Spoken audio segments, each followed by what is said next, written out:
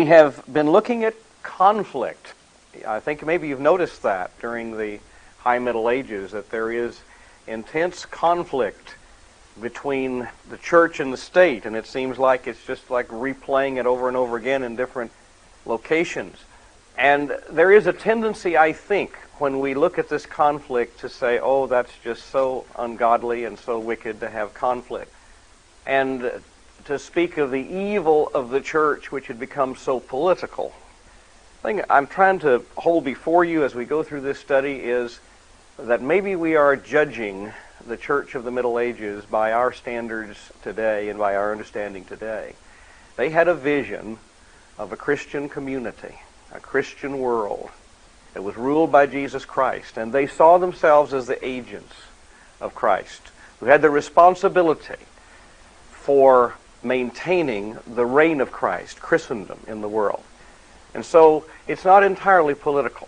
They were driven many times, at least as best we can tell, no one knows the human heart, they were driven, it would seem, by very, very sincere motives to glorify God. And they saw the attempts of the secular rulers to hinder the reign of Christ upon earth.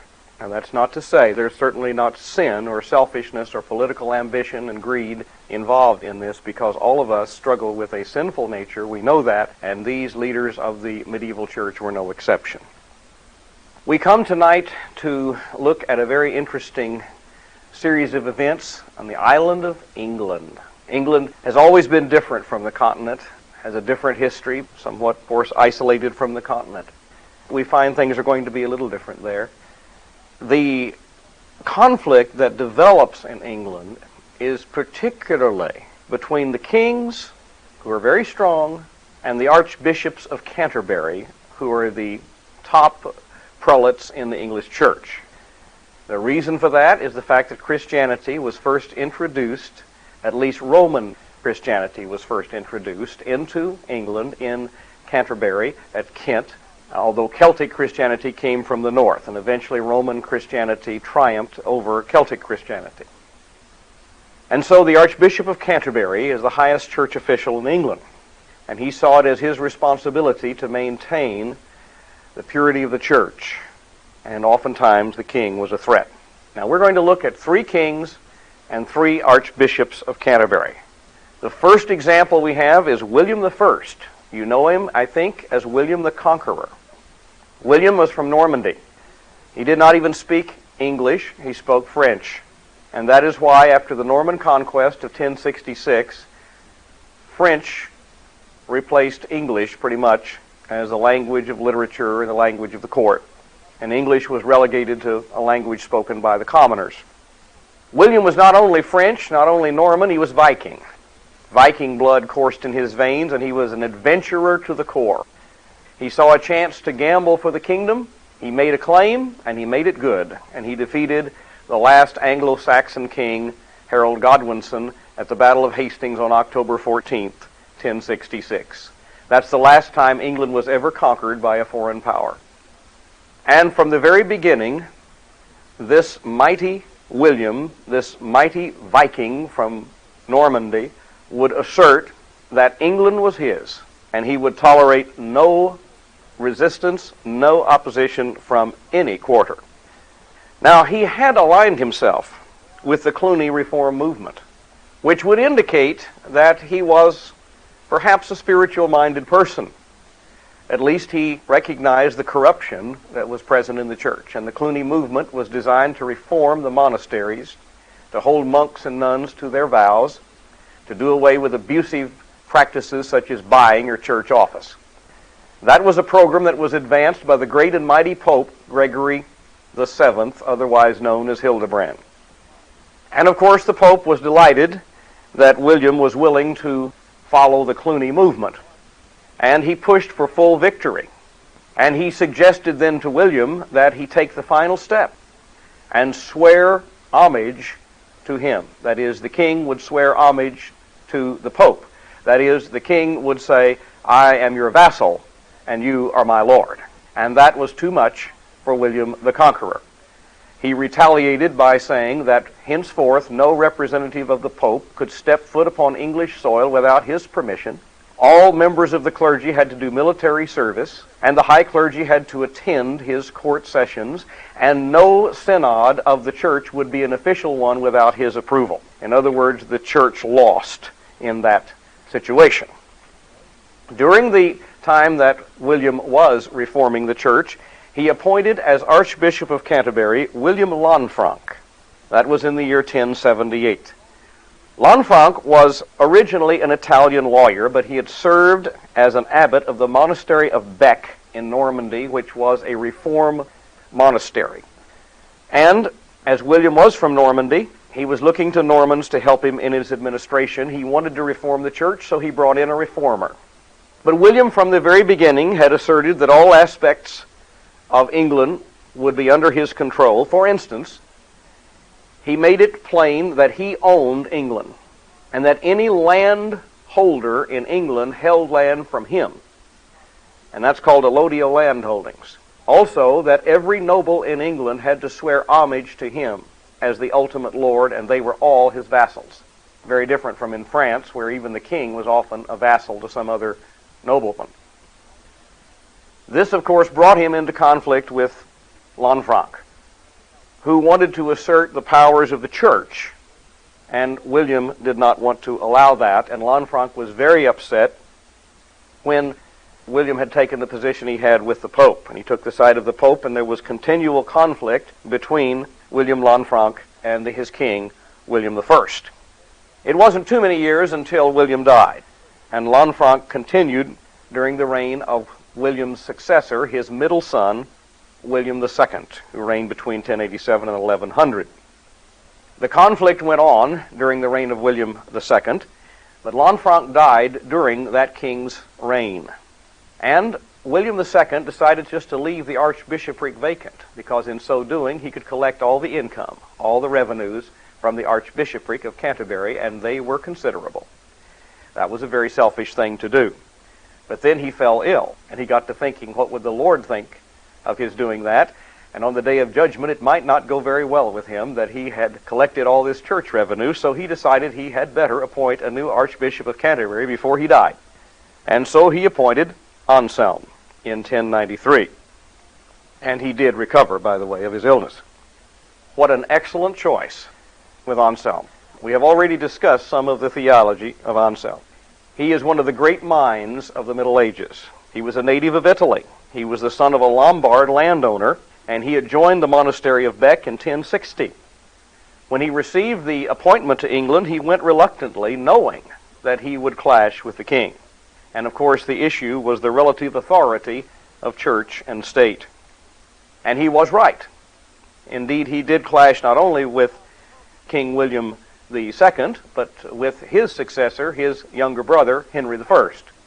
And as a result, he spent most of his time in exile. But that's all right, because while he was in exile, he had plenty of time to write and to meditate on theology. And as I have suggested to you before, he's one of the great theologians, in my judgment, of all time. And even though we have already, in discussing medieval theologians, talked somewhat about Anselm's theology, I think it's worthwhile just to bring it in again in this context and maybe add just a little bit to it. In his Monologium, he argued that the existence of God is proved not by empirical facts, not by observation of scientific data, but by consideration of truth and goodness as intellectual concepts. He developed, however, in his Proslogion, the ontological argument for the existence of God. Than that which no greater can be thought. God is than that which no greater can be thought. And he argued that it would be impossible to conceive of such a one, than that which no greater can be thought, without such a one existing. Otherwise, an existing being would be greater than the thought itself. And since the thought is of something than that which no greater can be thought, God must therefore exist. In his Cur Deus Homo, why is God human, he gave arguments for the incarnation, developing the concept that Jesus came to offer satisfaction for the sins of his people, and that was a great step forward in theology. Because prior to that, there had been the idea that Jesus died as a ransom paid to the devil. When we sinned, we fell under the devil's control, and Jesus died to buy us back from the devil.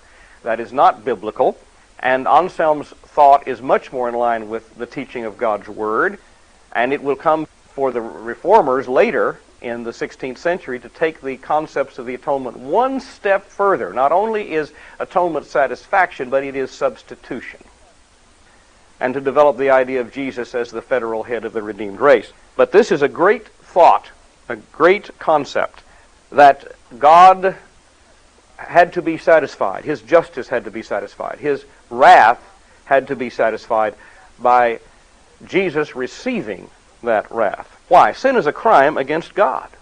And as God is infinite, sin is infinite in consequence. But only a human can offer satisfaction for the sin of humanity. It is impossible, though, for humans to offer the satisfaction that is required by God, and there's the dilemma. Humans must offer the satisfaction, and yet humans can't offer the satisfaction of a crime against an infinite God. Therefore, the only one who could offer the satisfaction is a divine human. That is, God incarnate. Only such a one could offer the satisfaction for our sins. Anselm also believed that faith was fundamental. In that he stood with Bernard of Clairvaux and other great thinkers of the High Middle Ages who said, faith is the foundation of it all. Our faith does not rest upon opinions. Our faith does not rest upon our intellect, but the faith itself is the foundation. His famous statement was, credo ut intelligam. I believe that I may understand. It isn't that we understand in order to believe. We believe in order to understand, said Anselm. But let's come back to the politics. Anselm was concerned about lay control of the church, which he felt would hinder the progress of the kingdom of God. And he refused to compromise the spiritual independence of his office. And hence he went into exile. William died in 1100, not of the illness that I mentioned to you earlier, but under very suspicious circumstances. He and his brother went hunting in the woods one day, and it seems it was an accident. And it seems his brother rushed very quickly to London to claim the treasury and the crown. Now, I'm not saying anything, but there is some possible hint of foul play there. But at any rate, Henry became the King of England in 1100, and he continued to practice lay investiture. That is, he continued to select the bishops. Anselm continued to protest, and he was exiled again in 1103. He returned to office in 1107 to institute many reforms. For instance, to have regular synods held, church synods, to enforce clerical celibacy, and, interesting, to suppress the slave trade. There wasn't much slave trade in the Middle Ages, but Anselm was determined that there would be none, which he felt was contrary to Christian principles. The most spectacular conflict that is going to occur in the High Middle Ages is between the great king Henry II and Thomas Becket. Some of you have seen the movie Becket, or have read T.S. Eliot's play Murder in the Cathedral, and you might be familiar with these events. Now, Henry II was the grandson of Henry I, and he was indeed a powerful king. He came to power in 1154 and reigned until 1189, one of the greatest kings of medieval England. But Thomas Becket was one of the greatest archbishops. And the weird thing is, the two were buddies. They were friends. They were close friends. Now, just a little background to this. Church lawyers in this particular time, in the early 12th century, had been studying Roman law and had steadily defined and broadened the claims of canon church law. And it is interesting that under church law, the penalties were much less severe than under royal law. For instance, the church did not allow the shedding of blood or capital punishment. Now, this was particularly extended to members of the clergy. But of course, this opened up a situation for abuse, because many times criminals would suddenly claim that they were clergymen, so they could receive the protection of church law and avoid being put to death, what they call the benefit of clergy. In 1162, Henry appointed Becket as Archbishop of Canterbury. As I said, the two had grown up together. They were carousing buddies. They liked to party together. They did all kinds of wild things when they were young. And Becket was kind of Henry's alter ego, his best friend. If you've ever had a friend that was so close to you that you would confide everything in him, that's the way Henry and Becket were. And so Henry appointed Becket as Chancellor of England in 1154, the same year that he became king. Becket was the brilliant son of a London merchant. He was well educated. He had studied in England, in France, and in Italy. And he had served as a clerk for the previous Archbishop of Canterbury, a man named Theobald. Of course, Henry believed that Becket would support him against the church. Now, the issue that was up at this time is a little different. We've noticed the issue before was who has the right to put a bishop in office.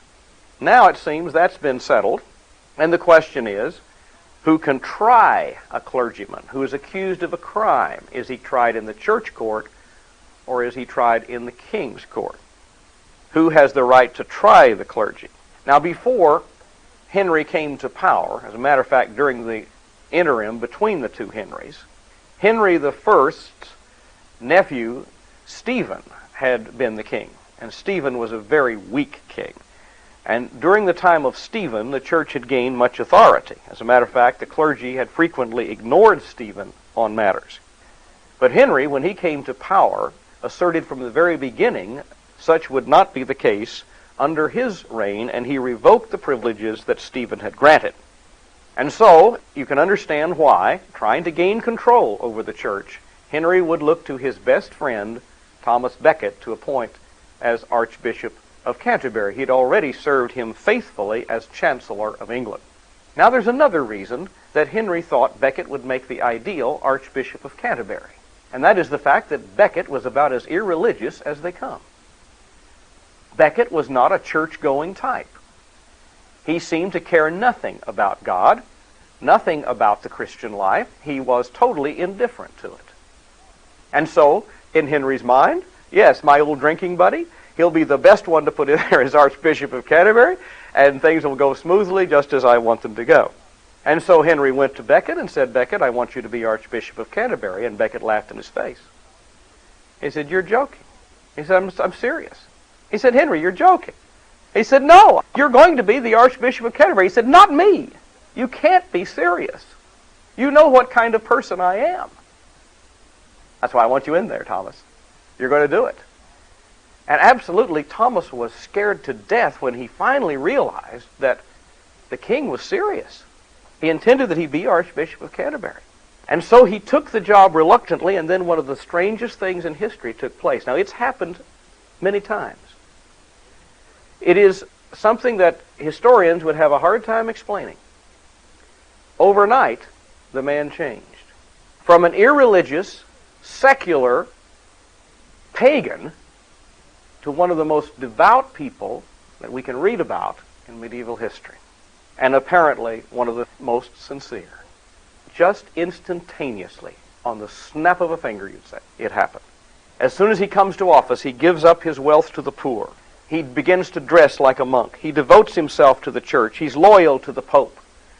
And Henry can't believe it.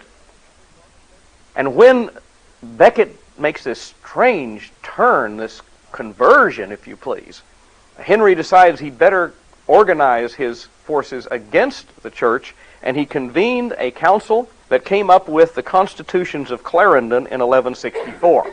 Now, Henry had already bent the nobility to his will, and these constitutions of Clarendon were designed to restore the arrangement under his grandfather Henry I that had kind of fallen by the wayside under Stephen.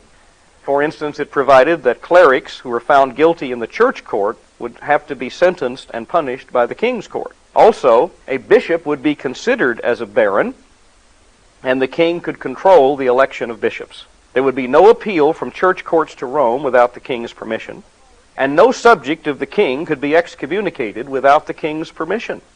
The general jurisdiction of royal courts were extended. And he forced Becket to accept the constitutions of Clarendon very much against his will. And later on, Becket repudiated it, denied it, recanted of it, and said that he was forced to do so against his will and that it conflicted with the liberties of the church. And he refused to put the Archbishop's seal on any document with the king's proposals. At Northampton, he openly refused to submit to Henry. Now tension was growing between the king and his best friend. And a particular controversy arose when a priest was accused of rape. Henry demanded he be tried in the royal court, and Becket demanded he be tried by the church court. When Henry resisted, Becket fled to Rome and operated in exile. Henry then seized the revenues of Canterbury, and Becket excommunicated the king and all of his ministers in retaliation for that. And things were getting worse. For the next 6 years, relations between the two were very bad. There were all kinds of attempts to reconcile, and they failed. Henry, though, seemed to be trying to get back with Becket, seemed to be trying to work out the problem, and was working toward an uneasy compromise. And under the terms of that, Becket agreed to return to England in December of 1170. And yet the king did a very strange thing. And it's very strange if he's trying to reconcile with Thomas, perhaps trying to get the last word in that he will be supreme. He had his son, rather prematurely, but he had his son crowned king by the Archbishop of York. In fact, it would be just to spite Becket as the Archbishop of Canterbury, and the boy was not actually king, but he went through with this ceremony. And it was while Becket was still gone. Now, the Archbishop of York is the second highest prelate in England. Thomas knew what he was up to. He declared this coronation invalid, excommunicated the bishops who assisted in the coronation, and denounced the Archbishop of York. Well, Henry was furious. Apparently, he'd had a little bit too much to drink, and he started yelling, and he said, "Who will rid me from this troublesome priest? My servants will eat my bread, but they won't rid me of Becket." 4 of his knights assumed that was a mandate, and they took off for Canterbury. They found Thomas Becket in prayer in Canterbury Cathedral in 1170 and assassinated the Archbishop of Canterbury. Henry was now forced to do penance because he immediately found that this was a highly unpopular move, and he was blamed for it. He had to be scourged by priests. He had to make concessions to the Pope. Almost overnight, Thomas Becket became a martyr. Miracles were said to be wrought at his tomb. And now pilgrims flocked to Canterbury, to the tomb of Thomas Becket, or perhaps they might see a miracle at least come to witness the place where this wonderful saint of God had been slain by an evil king. Of course, that forms the basis for Geoffrey Chaucer's Canterbury Tales, stories told by pilgrims making their way to Canterbury. It was written about 200 years after this event took place. People were demanding that he be canonized as a saint. Henry tried to tell the Pope, "I knew nothing about the plans of the assassins. I am not responsible." We'll let history be the judge on whether he bore any of the guilt or not by his remark. But the Pope forced Henry to grant so many concessions to the church that Henry lost mightily in this situation. Now he had to grant appeals. Clergy could appeal to Rome, and he had to agree that criminous clerks could be tried and punished in the church courts. The only thing that Henry managed to salvage from all that the Pope laid on him was that those who pled their clergy, perhaps criminals, would have to give proof of truly being clergy in the royal courts. And then he had to go on his knees to Thomas's tomb while he was being scourged by monks every step of the way. The issue to the kings of England was whether the king could actually rule the realm or not, whether the king was supreme in England. But the issue to the archbishops of Canterbury was whether God could rule his church through his appointed ministers. The political sovereignty of the king versus the sovereignty of God in Christendom from the church view. And it's very important that you see both, because you're seeing the rise of nationalism here in the midst of the Middle Ages, just the beginnings of nationalism. England's beginning to take shape as a strong, independent kingdom, And the king believes he should have control over all of the realm. But at the same time, there is this vision of a Christian community that transcends political boundaries, and that God reigns over this spiritual kingdom, over this Christendom, and does so through the clergy, through the hierarchy whom he has ordained and appointed.